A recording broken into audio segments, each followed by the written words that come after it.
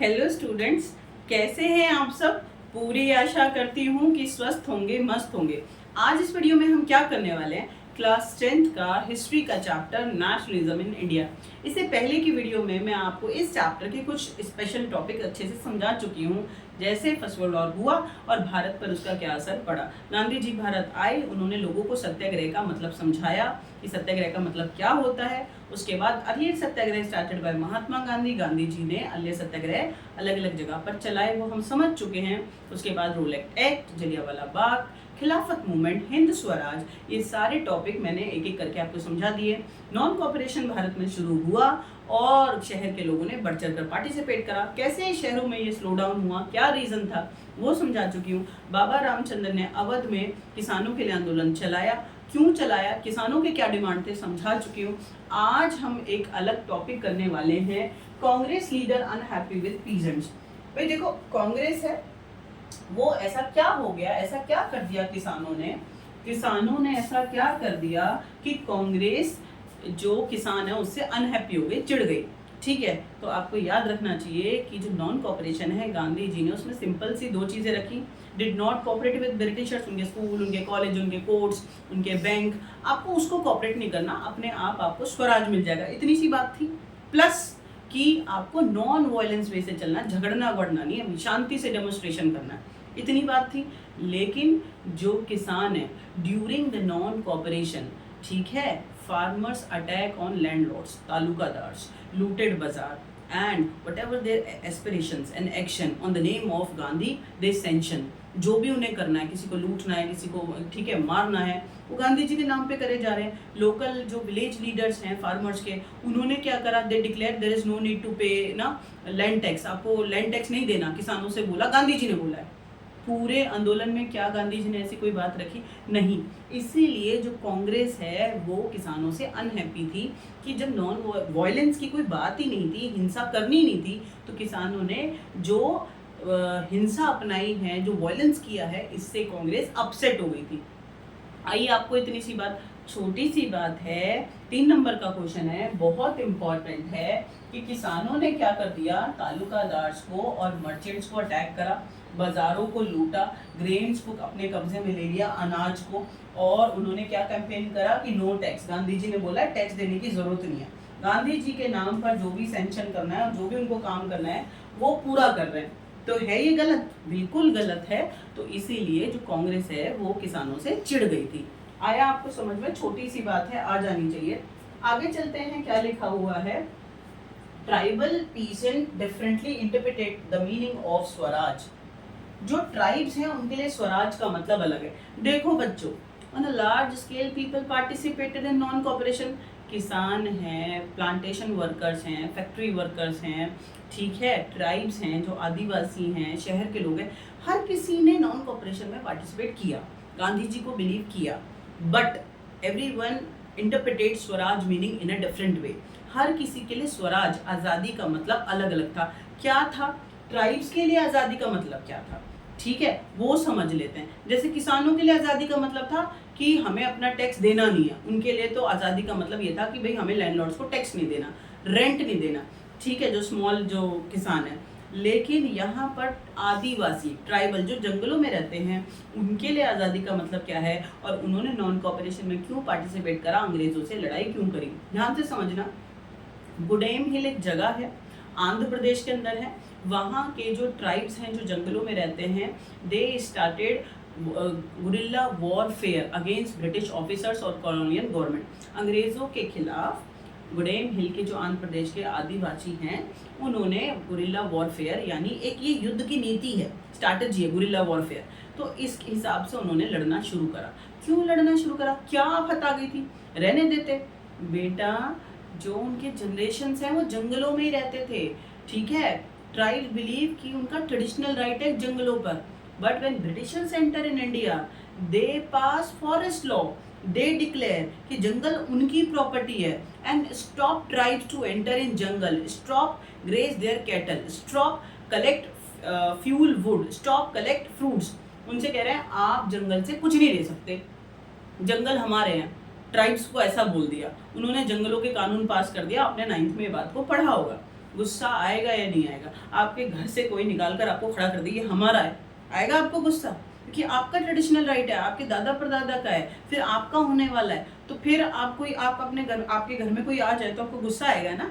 तो बस उसी तरीके से जंगलों में रहते थे आदिवासी, लेकिन ब्रिटिशर्स ने फॉरेस्ट लॉ लगा दिए जब वो आए भारत में, एडमिनिस्ट्रेटिव हेड बने हमारे कि भाई जंगल हमारे, और आदिवासियों को कह दिया ना अपने पशुओं को आप यहाँ चारा खिला सकते, ठीक है, स्टॉप ग्रेज देयर कैटल, मना कर दिया गया, ना आप यहाँ से फ्यूल वुड ले सकते, लकड़ी इकट्ठा कर सकते, ना आप हंटिंग कर सकते, ना आप यहाँ फ्रूट इकट्ठा कर सकते, ना रूट्स को, ठीक है। बड़ी मुसीबत आ गई, करें तो क्या करें, रही सही कसर, और उनको गुस्से में और आग लगा दी। क्या कहा उनसे कि forcefully do begar for the construction building and roads. आदिवासियों को जबरदस्ती बोला हमारे लिए क्या करो, बेगार। बेगार मीन्स क्या होता है कि विदाउट पेमेंट फोर्सफुली, ठीक है, without your will you do something. जब आप अपनी बिना इच्छा के जबरदस्ती कोई काम करते हैं बिना पैसों के, उसको कहते हैं बेगार, ठीक है। तो अंग्रेजों ने कहा कि भाई हमारे लिए बेगार करो, हमारे लिए बिल्डिंग बनाओ, हमारे लिए रोड्स बनाओ, ठीक है। आदिवासियों को ये बोला, गुस्सा आएगा, तो जो आदिवासी हैं वो चिढ़ गए and they started revolt against Britishers. इतनी बात आपको समझ में आ गई। आज अपने दिमाग में डाल लो कि आदिवासी जंगलों में रहते हैं, जंगल ही उनके भगवान हैं, उनके जनरेशन्स वहाँ रहे हैं, हंटिंग करते हैं, फ्रूट्स को इकट्ठा करते हैं, शिफ्टिंग कल्टीवेशन करते हैं, ग्रेज देयर कैटल, अपने पशुओं को वहाँ चारा खिलाते हैं, वही उनका जीवन है, ठीक है। बाहर की दुनिया से लेना देना नहीं है। लेकिन ब्रिटिशर्स ने उनके जंगलों के राइट्स को छीन लिया, तो इसलिए उन्होंने क्रांति कर दी। तो आदिवासियों ने क्रांति क्यों करी, आपको बिल्कुल समझ में आ गया होगा। ये आदिवासी हैं, जरा फोटो में आप देखो, और ये गुडेम हिल है, यहाँ आंध्र प्रदेश के अंदर है। यहाँ पर 1920s में गुरिल्ला वॉरफेयर किसने कर दिया, आदिवासियों ने, कॉलोनियल गवर्नमेंट के खिलाफ। और कॉलोनियल गवर्नमेंट जो है ब्रिटिशर्स, इन्होंने भी फॉरेस्ट में जो राइट्स थे आदिवासियों के, चाहे ग्रेस केटल और कैटल्स एंड फ्यूल वुड इकट्ठा करना, ये सब के लिए मना कर दिया था अंग्रेजों ने। किसको, आदिवासियों को। तो इस वजह से उन्हें बहुत गुस्सा आया था, और बेगार करने के लिए भी बोल दिया था कि भैया हमारे लिए आप बेगार करो। इट मीन्स हमारे लिए बिना पैसों के रोड बनाओ, हमारे लिए बिल्डिंग बनाओ। तो ये वो सारे रीजन है जिसकी वजह से आदिवासी अंग्रेजों से चिड़े हुए थे, ठीक है। इतनी बात समझ में आई। अब आप सोचो, आपने इंजीनियरिंग करी, आपने डॉक्टरी करी, और आफ्टर डिग्री आप एक जगह पे पोस्ट हुए और आपको पैसा ना दिया जाए, आपसे ज़बरदस्ती घंटों काम कराया जाए, तो फिर देखो तमाशा, अपने आप क्रांति आपके खून में आ जाएगी कि अच्छा बिना पैसों के आप 5 मिनट किसी को आप अपना थोड़ी सी भी सर्विस ना दें, तो ये तो इतना बड़ा वो काम कह रहे हैं कि इतना सारा काम करो, तो आएगा ना गुस्सा। तो बिल्कुल आएगा, आपको समझ में आ गया होगा। Now let's talk about Alluri Sitarama Raju. मैंने आपको इससे पहले के टॉपिक में बताया कि किसानों के एक बहुत बड़े नेता, अवध में जब क्रांति हुई किसानों ने करी, तो उनके नेता का नाम था बाबा रामचंद्र। उसी तरीके से जब आदिवासियों ने, ठीक है, नॉन कॉपरेशन में पार्टिसिपेट करा है या अंग्रेजों के खिलाफ क्रांति करी है, तो उनके बहुत बड़े नेता का नाम है अल्लूरी सीताराम राजू। आपको पिक्चर में दिख रहा होगा, ठीक है। तो Alluri Sitarama Raju, he was the leader of tribe, ठीक है। ही स्टार्टेड स्ट्रगल और revolt against Britishers. He was captured in 1924 and executed by Britishers, ठीक है। 1924 में इनको पकड़ लिया गया और इनको फांसी पर लटका दिया गया, ठीक है। गांधी जी को बहुत मानते थे, follower of Gandhi ji, and he persuaded tribes को ये बोलते थे, कहते थे कि भाई हमें गांधी जी को फॉलो करना है, बियर खादी, हमें खादी पहननी चाहिए जो गांधी जी कह रहे हैं, प्लस गिव अप लिक्विड, हमें शराब को नहीं पीना चाहिए। तो गांधी जी को बहुत ज़्यादा मानते थे, लेकिन नॉन कॉपरेशन में भी पार्टिसिपेट करा, but he didn't believe non violence. Alluri Sitarama Raju declare कि we got liberty and freedom और swaraj with violence, with force. Alluri Sitarama Raju ने कहा कि हमें आज़ादी अंग्रेजों से लड़कर मिलेगी, ठीक है, शांति से और नॉन वायलेंस वे से नहीं मिलने वाली। इतनी बात आपको समझ में आ गई। प्लस अल्लूरी सीताराम राजू डिक्लेयर कि he had some special power, he survive even shoot bullet. अगर उसको गोली भी लग जाए ना तो वो सर्वाइव कर सकता है। उसने डिक्लेयर करा कि उसके अंदर कुछ स्पेशल पावर है। एस्ट्रोलॉजिकल प्रेडिक्शन लगा सकता है कि भविष्य में तूफान आएगा, आंधी आएगी, कोई नेचुरल डिजास्टर होगा, प्रेडिक्शन लगा सकता है। ही हील पीपल, लोगों को चोट लग जाए, बीमारी हो जाए, उसे ठीक कर सकता है। ये स्पेशल पावर उनमें थे या नहीं हमें उस पर नहीं जाना, but the is written in books कि अलूरी सीताराम राजू डिक्लेयर कि he had some special power, कि उसके अंदर कुछ स्पेशल पावर थी। तो अगर पेपर में आए कि अलूरी सीताराम राजू कौन है, तो कर सकते हैं he was a leader of tribes, started revolt against Britishers, he believe force, कि आज़ादी चाहिए तो हमें वॉलेंस और झगड़ कर ही आज़ादी मिलेगी। अंग्रेज़ों ने 1924 में पकड़कर फांसी पर लटका दिया। तो ही वॉज लेजेंड, ठीक है, he was folk hero in that time period for tribes. तो वो ट्राइब्स के एक बहुत ही बड़े हीरो हैं। आपके दिमाग में अब ये भर जाना चाहिए, ठीक है, बहुत अच्छी बात है। आप ये देखो कि अलूरी सीताराम राजू के बारे में लिखा हुआ है कि उन्होंने बोला कि भाई खादी पहननी है, हमें शराब नहीं पहनना कब पीना है, लेकिन आज़ादी मिलेगी हमको फोर्स के साथ। और उनको अंग्रेज़ों ने पकड़ लिया, फांसी पे लटकाया 1924 में। तो याद रहेगा आपको, कोई दिक्कत वाली बात नहीं है, अलूरी सीताराम राजू। आगे चलते हैं, स्वराज इन प्लांटेशन। देखो, what is the meaning of Swaraj for plantation workers.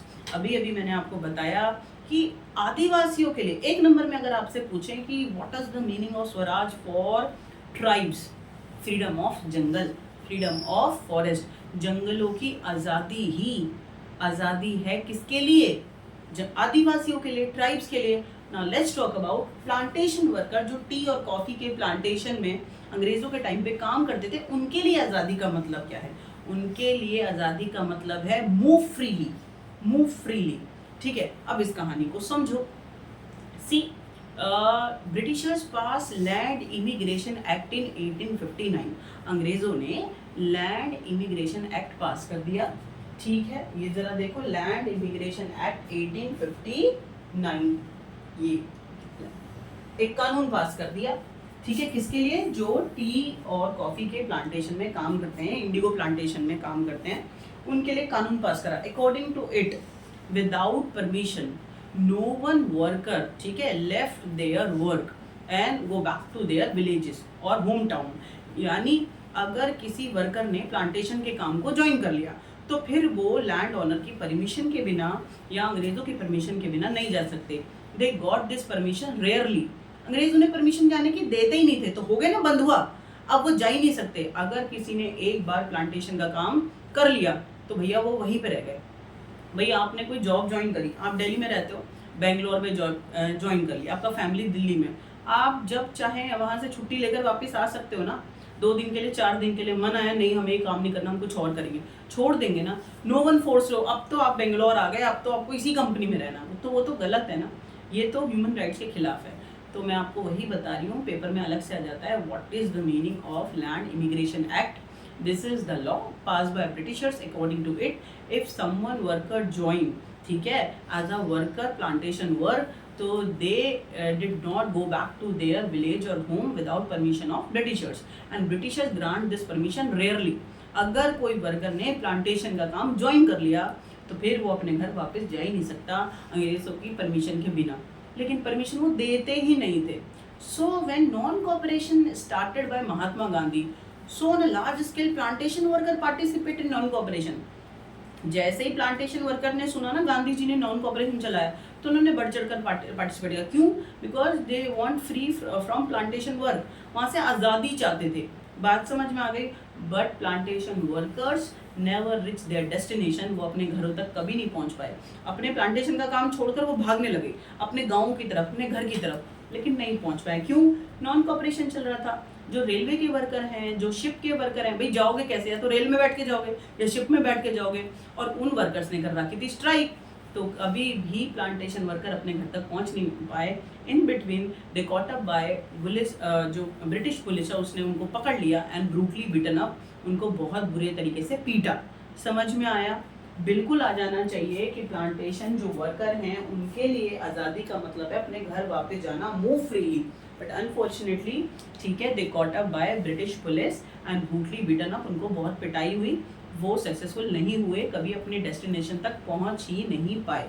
आई बात समझ में आपको? यहाँ लिखा हुआ है लैंड इमिग्रेशन एक्ट के बारे में, गांधी राज के बारे में, कि भाई वो गांधी जी नॉन कोऑपरेशन में उनको विश्वास था कि गांधी राज आएगा, गांव में ज़मीन मिलेगी, इस गांव को छोड़ दो, but they never rich there destination. Police ने उनको पकड़ा और बहुत बुरे तरीके से मारा।